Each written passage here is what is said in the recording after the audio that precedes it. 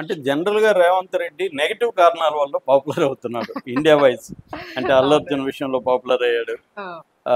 అట్లా అంటే నెగెటివ్ కారణాలు అంటాం దీన్ని. పాజిటివ్‌గా కాకుండా. అంటే రేవంత్ రెడ్డి ఏదో తెలంగాణకు చేస్తున్నాడనో, ఇంకోటో ఆ కారణాల వల్ల నేషనల్ లెవెల్‌లో పాపులర్ కాకపోయినా, నెగెటివ్ కారణాల వల్ల పాపులర్ అవుతున్నాడు. అది at the at the end of the day popularity is good only. కాబట్టి రేవంత్ రెడ్డికి ఆ రకంగా తీసుకున్నప్పుడు ఇప్పుడు నేషనల్ లెవెల్‌లో పబ్లిసిటీ వస్తుంది. ఆ! అయితే ఇక్కడ ప్రశాంత్ కిషోర్ ఒక ప్రతిజ్ఞ చేశాడు. నిజంగానే ప్రతిజ్ఞ చేశాడు ఆయన. హ్మ్. ఆ ప్రతిజ్ఞ ఏందంటే రేవంత్ రెడ్డిని నెక్స్ట్ టైం ఓడిస్తాను అని చాలా ఎమోషనల్‌గా మాట్లాడాడు. నేను ఆ ఇంటర్వ్యూ చూశాను. టైమ్స్ హ్మ్. నౌలో ఆయన ఇచ్చిన ఇంటర్వ్యూ. అవును. మామూలుగా ఆయన అంత పర్సనల్‌గా తీసుకొని ఎమోషనల్ అవ్వడం నేను చూడలేదు. చాలా పర్సనల్‌గా తీసుకొని ఎమోషనల్‌గా మాట్లాడాడు. దానికి కారణం ఏమి అనేది చూసినప్పుడు రేవంత్ రెడ్డి గతంలో కేసీఆర్ డిఎన్ఏ బీహార్‌ది, నా డిఎన్ఏ తెలంగాణది అన్నాడు. ఓకే. రెండవది ఇక్కడ బీహార్ ఐఏఎస్, ఐపీఎస్‌లకి వ్యతిరేకంగా కూడా రేవంత్ రెడ్డి కామెంట్లు చేశాడు. అది కాకుండా ఈ మధ్య మన రాహుల్ గాంధీది అక్కడ ఒక యాత్ర జరిగింది కదా! ఓటు చోరీ యాత్ర. ఓటు హ్మ్. చోరీకి హ్మ్. హ్మ్. వ్యతిరేకంగా యాత్ర చేశారు. ఆ యాత్రలో ఆయన తన మద్దతు ఇచ్చే సీఎంలు ఎవరైతే ఉన్నారో ఇటు స్టాలిన్ గాని, ఇటు రేవంత్ రెడ్డిని గాని అక్కడికి తీసుకెళ్ళాడు. దీనికి కారణం ఏందంటే బీహారీ వాళ్ళు ఎక్కువ మంది సౌత్ ఇండియాలో వచ్చి పనులు చేస్తున్నారు. హ్మ్. తెలంగాణలో గాని, తమిళనాడులో గాని బీహార్ వాళ్ళు పనిచేస్తున్నారు కాబట్టి వీళ్ళ ఓట్లు అక్కడ ఉంటాయి కాబట్టి ఇన్‌ఫ్లుయెన్స్ చేయొచ్చు అనేది ఒకటైతే, రెండోది బీహార్‌లో కూడా తన బలాన్ని ప్రదర్శించుకోవడం కోసం అక్కడ కాంగ్రెస్ శ్రేణుల్లో ఉత్సాహాన్ని నింపడం కోసం కూడా వీళ్ళని తీసుకెళ్ళాడు. హ్మ్. సో రేవంత్ రెడ్డి సహజంగానే మంచి మాటకారి, బాగా మాట్లాడగలడు. రెండోది ఉట్టి సొల్లు కాకుండా డేటాతో మాట్లాడగలడు ఆ! రేవంత్ రెడ్డికి. ఆ క్వాలిటీస్ ఉన్నాయి. అలాగే బీహార్‌లో కూడా ఆయన మంచిగా హిందీ కూడా బాగొచ్చు కాబట్టి రేవంత్ రెడ్డి మంచిగా మాట్లాడాడు. సక్సెస్ అయింది అక్కడ. హ్మ్. ఇప్పుడు అక్కడ కూడా ఆయన మాట్లాడిన దాన్ని ఇప్పుడు దీన్ని ఎలా కౌంటర్ చేయాలనేది ప్రశాంత్ కిషోర్‌కి వచ్చి పడిన సమస్య. ఎందుకంటే రాహుల్ గాంధీ ఈ యాత్ర తర్వాత మంచి మద్దతు రాహుల్ గాంధీకి అక్కడ పెరిగింది.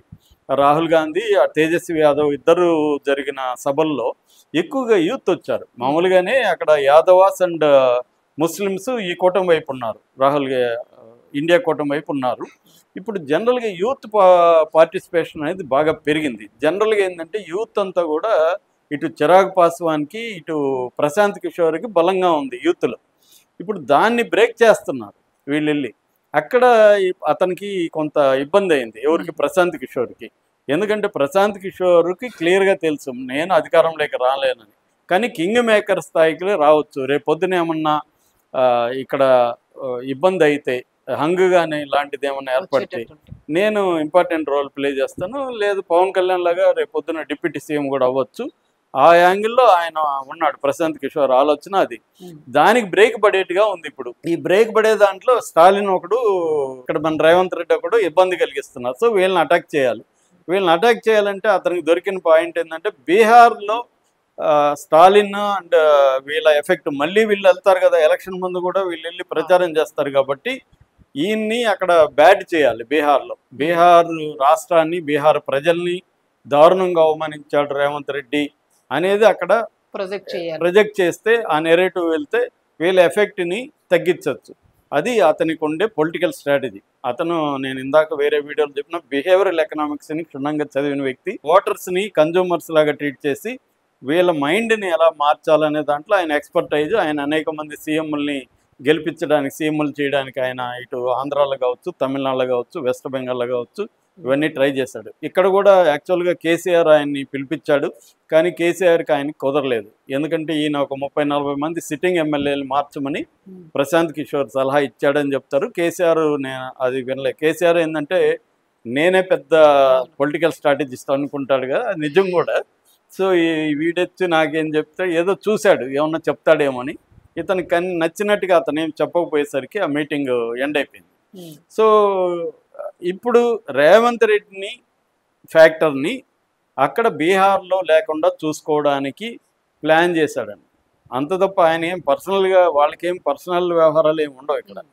అతనేదో బీహార్‌ని ఎవరైనా అంటే అతనేం హర్ట్ అయ్యేది ఏమి ఉండదు. అంత సీన్ లేదు. కానీ అలా ప్రొజెక్ట్ చేస్తారు. అవును. ఒక బీహారీ వాళ్ళని అన్నారు. ఇక్కడ రేవంత్ రెడ్డిది కూడా తప్పు ఉంది. బీహార్ ఒక రాష్ట్రం, అది ఆ రాష్ట్ర ప్రజలందరినీ ఇక్కడ మన సౌత్ ఇండియాలో ఈ ప్రాబ్లం ఉంది. ఆంధ్రాలో కూడా మాట్లాడతారు, జగన్ మాట్లాడతాడు, చంద్రబాబు మాట్లాడతారు. జగన్ వచ్చి బీహార్ చేశాడని తెలుగుదేశం వాళ్ళు అనేకసార్లు విమర్శించారు. ఆంధ్ర రాష్ట్రాన్ని బీహారంగా మార్చాడు జగన్ అని.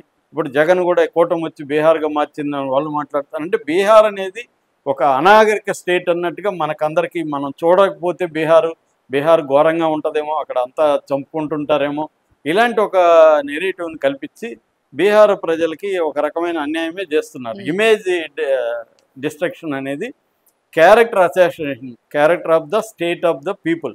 ఆ బీహారీ ప్రజల క్యారెక్టర్ని అసాసినేట్ చేయడం అనేది తెలుసో తెలియక మన వాళ్ళు ఎప్పటి నుంచో చేస్తున్నారు. రేవంత్ రెడ్డి కూడా అదే పని చేశాడు. ఇప్పుడు ఆ రకంగా ఆయన ఉద్దేశం వెనక ఏదున్నా కూడా ప్రశాంత్ కిషోర్ మాటలు మాత్రం కరెక్టే. ఎందుకంటే మీరు ఒక రాష్ట్రం, మేము ఒక రాష్ట్రం, మీరు మా రాష్ట్రాన్ని అవమానించడం కరెక్టా అనేది ఆయన అడుగుతున్నాడు. ఆయన ప్రశ్న హేతుబద్ధమైంది, అది మనం మార్చుకోవాలి. మనం బీహార్ని ఒక ఎగ్జాంపుల్ లాగా చూపించి బీహార్ అనేది వెనకబాటుది, బీహార్ అనేది మూర్ఖంగా ఉంటారు వాళ్ళు, అందరూ చంపుకుంటుంటారు అన్న పద్ధతి అది ఎప్పుడో పాత వ్యవహారం. సినిమాల్లో కూడా బీహార్ నుంచి గుండాలు దిగడం ఇవన్నీ చూపిస్తుంటారు. అంటే ఒకప్పుడు రాయలసీమ ఇలాగా వీళ్ళకి అదేంటంటే ఒక ప్రాంతాన్ని అవమానించడం. కాబట్టి ప్రశాంత్ కిషోర్ మాటల్లో వాస్తవం ఉంది.